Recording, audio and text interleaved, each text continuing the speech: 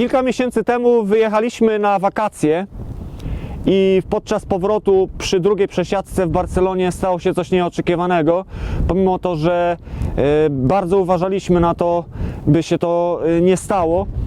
Niestety sprawy się potoczyły niepomyślnie i straciliśmy sprzęt na dosyć grube pieniądze. Za chwilę opowiemy Wam więcej szczegółów.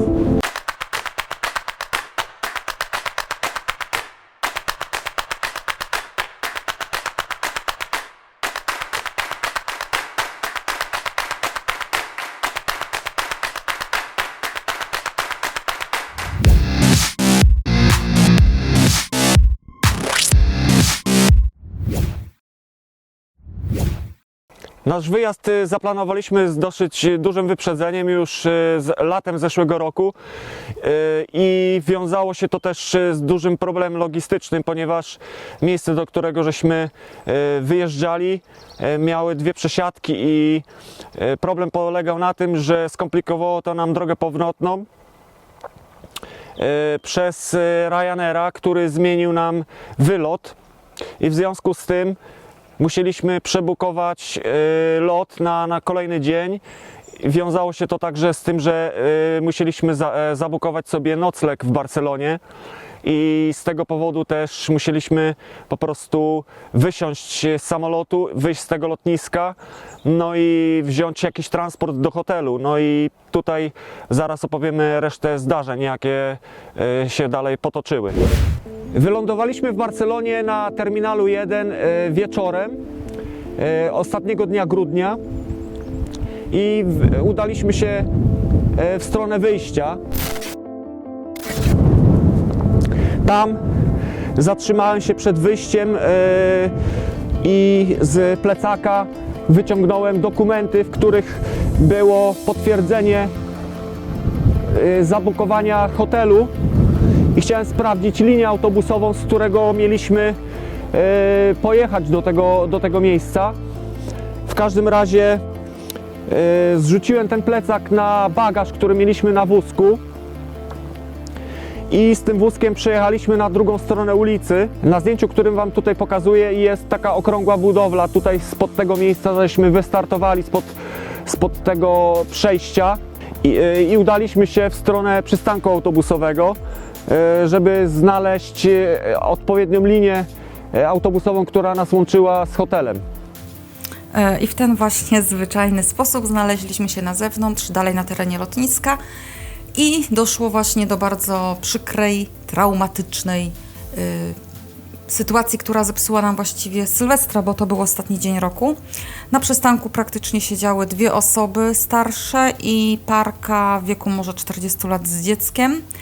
Nie czuliśmy więc żadnego zagrożenia, nie przewidywaliśmy, że cokolwiek się może stać, bo przecież prawie pusty przystanek. Jeden mały szczegół, który właśnie się później okazało, był prawdopodobnie najważniejszym szczegółem, na jaki powinniśmy zwrócić uwagę. Na ławce siedziało sobie dwóch młodych chłopaczków, takich może w granicy, nie wiem, 20-21 lat. I właśnie prawdopodobnie byliśmy już pod ich baczną obserwacją. Tomek poszedł do kierowcy, żeby się upewnić, że właśnie do tego autobusu mamy wsiąść, żeby podjechać do hotelu. W tym czasie Dominik trzymał wózek obłożony bagażami, a ja w tym czasie niestety byłam pewnie troszkę zdekoncentrowana, rozluźniona, bo przecież czego się obawiać na pustym przystanku.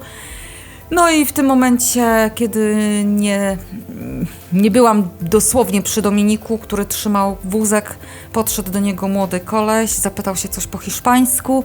Nasz syn zgodnie z prawdą odpowiedział no español, no español. Odwrócił głowę do kolesia, który go zagadał od tyłu, pewnie celowo. I w tym momencie po prostu plecak z Tomka dorobkiem, może nie, że z dorobkiem, plecak ze skarbami Tomka, drony, aparaty, obiektywy, karty, po prostu wszystko, co jest potrzebne fotografowi w pracy, zniknęło w sekundach. Tomek w tym czasie podszedł do koszyka i mówi, gdzie jest moja torba, ja w ogóle z Dominikiem totalnie zdziwieni, o czym on mówi. że w ogóle przecież no gdzie, jaka torba, gdzie ktokolwiek mógł chwycić torbę. Tutaj jeszcze muszę poprawić na chwilę Magdę, bo w momencie, kiedy ja się odwracałem od tego kierowcy, którego się pytałem o linię autobusową, czy to jest ta, od razu zauważyłem, że na wózku, którego pilnował Dominik i miała pilnować Magda, nie ma mojego plecaka. I podbiegłem szybko do wózka, bardzo zdenerwowany i zdezorientowany, co się stało, że mojego plecaka na nim nie ma. W każdym razie sprawa toczyła się dalej tak, że wypytywałem się szybko Dominika. Dominik był też zdenerwowany, był w szoku, tak jak i wszyscy. Zapytałem się go, czy był ktoś przy wózku. Powiedział, że no, był chłopak. Dobry piesek, dobry. Sprawa była tego typu, że pobiegłem za tym człowiekiem, którego mi opisał Dominik. Był to człowiek w białej kurtce, młody, koło 20 paru lat. Rozglądałem się w koło, lecz nie znalazłem nikogo, więc wróciłem się z powrotem do Magdy i Dominika i powiedziałem im, że pójdę do policjantów, którzy stali przy samym wejściu. Był tam radiowóz, w tym radiowozie było kolejnych 7, tam było około chyba 9 policjantów. Jeden z nich mówi po angielsku i zapytał się, co się stało. Powiedziałem mu sytuację i zapytał mnie się, czy kogoś widziałem, kto wziął mój plecak i odszedł, czy pobiegł. Ja powiedziałem, że nikogo takiego nie widziałem, po prostu mój sprzęt, mówię, mój plecak wyparował. Mówię, zostawiłem go na wózku, nie ma. W takim układzie doradził mi, powiedział mi tak, że on nie może nic z tym zrobić, ponieważ ja nie widziałem żadnych sprawców, muszę złożyć raport na policji, która się mieściła w komisariacie na pierwszym piętrze lotniska. No więc ja już byłem tak zdesperowany i tak zdezorientowany, że w nerwach nie wiedziałem, co robić, i za radą tego policjanta wróciłem się po Magdę, po Dominika i z tym wózkiem, z resztą naszych bagaży, bez już sprzętu, wróciliśmy na lotnisko. Po drodze mieliśmy 2 chłopaczków, którzy stali właśnie przy przejściu na pasach i dalej majstrowali coś przy telefonach. Nie było już ich na ławce, byli przy przejściu na pasach. Więc mignęli mi, to tylko tyle pamiętam. Widocznie nas musieli obserwować. Tu znaleźliśmy ten komisariat, nikogo w środku nie było. Był oficer dyżurny, który akurat zmieniał wartę, ale rozpoczął ze mną ten raport. Zaczęliśmy go spisywać. No i w trakcie spisywania tego raportu padła taka porada od niego, że mogłem albo mógłbym na kolejny raz sprawdzać śmietniki, bo jeżeli ktoś mi coś ukradł, to z reguły złodziej nie zabiera go ze sobą, tylko zrzuca go do śmietnika, a później po niego wraca. Także prawdopodobnie mój sprzęt został ukryty gdzieś w pobliżu, ale mówię, no to już minęło dobre 20 czy pół godziny od momentu, kiedy opuściliśmy przystanek autobusowy, miejsce całego zdarzenia, więc no już było na darmo szukania mojego sprzętu po fakcie.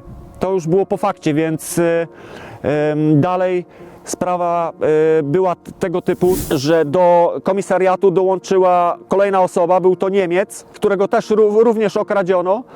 Skradziono mu dokumenty, aparat fotograficzny, nie miał kompletnie nic. Za chwilę weszła do tego komisariatu jego dziewczyna, która okazało się, że jest z Panamy, mieszka w Barcelonie od 7 lat.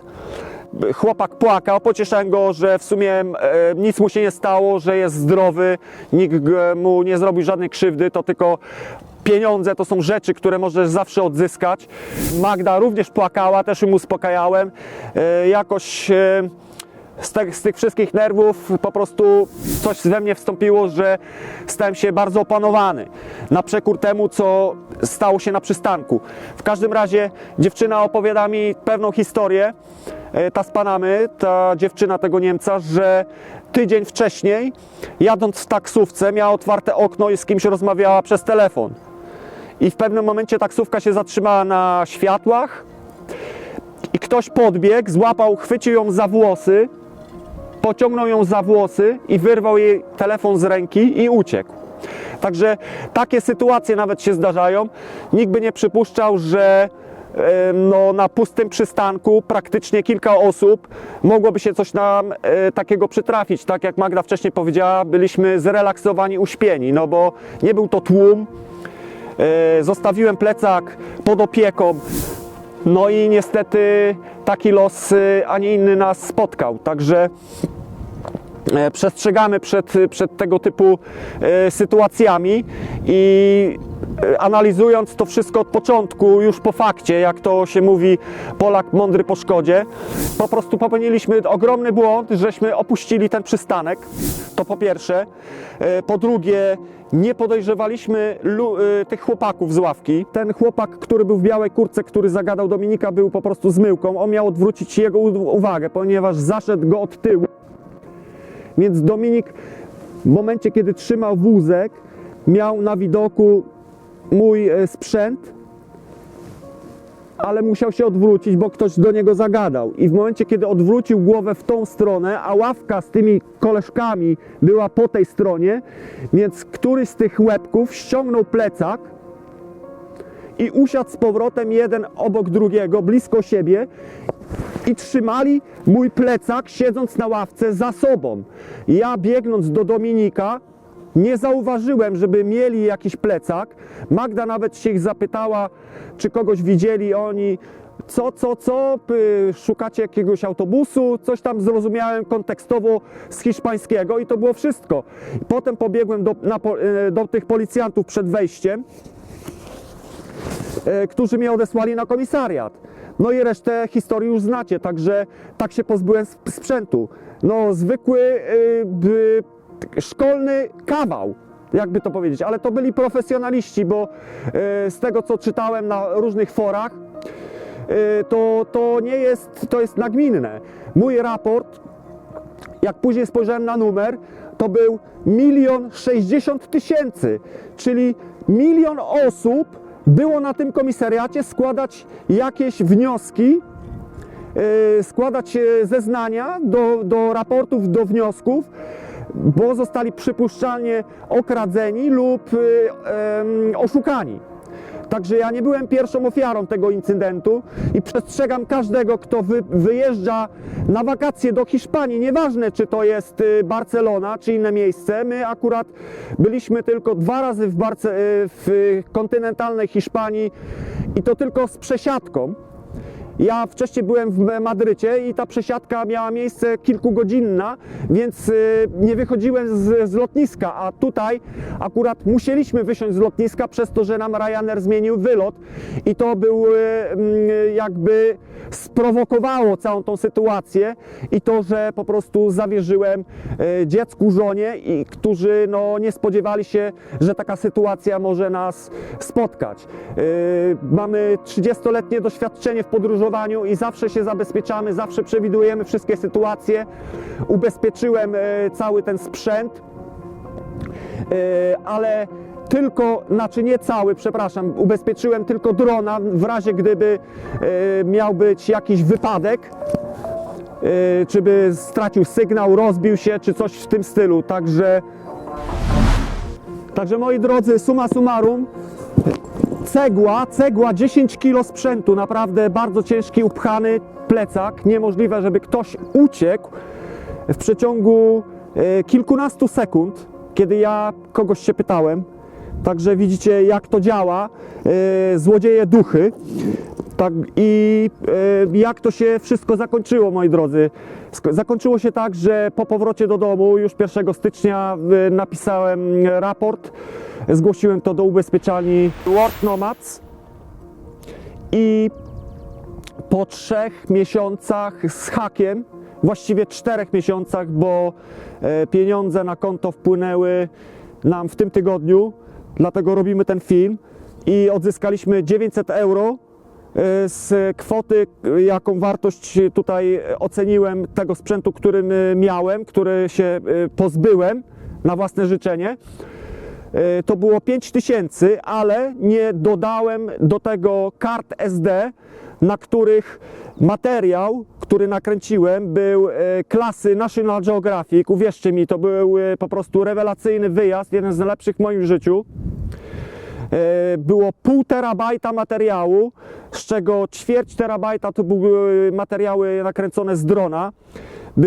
Było nakręcone z samochodu, nagrywaliśmy z samochodu 700 km. I tak dalej, i tak dalej. W każdym razie wyceniliśmy nasz materiał na koszt naszego wyjazdu, który wynosił ponad 4,5 tysiąca euro. Także z grubsza 10 tysięcy euro w plecy na takim wyjeździe i na takim głupim błędzie. I czy to by była taksówka, czy to by było wyjście bezpośrednio do taksówki, mogłoby się to zdarzyć po drodze. Uwierzcie mi, trzeba mieć oczy dookoła, łańcuch do plecaka albo po prostu zainwestować sobie coś takiego jak GPS tracker, włożyć to do plecaka czy z grubym sprzętem i mieć to cały czas na oku, żeby to funkcjonowało w takich właśnie miejscach jak Barcelona. Nie polecamy Barcelony, nigdy tam nie pojadę i nie wiem jak policja tam działa, ale działa tak, jakby to był Meksyk, a nie Europa. Dziękuję za uwagę, do widzenia.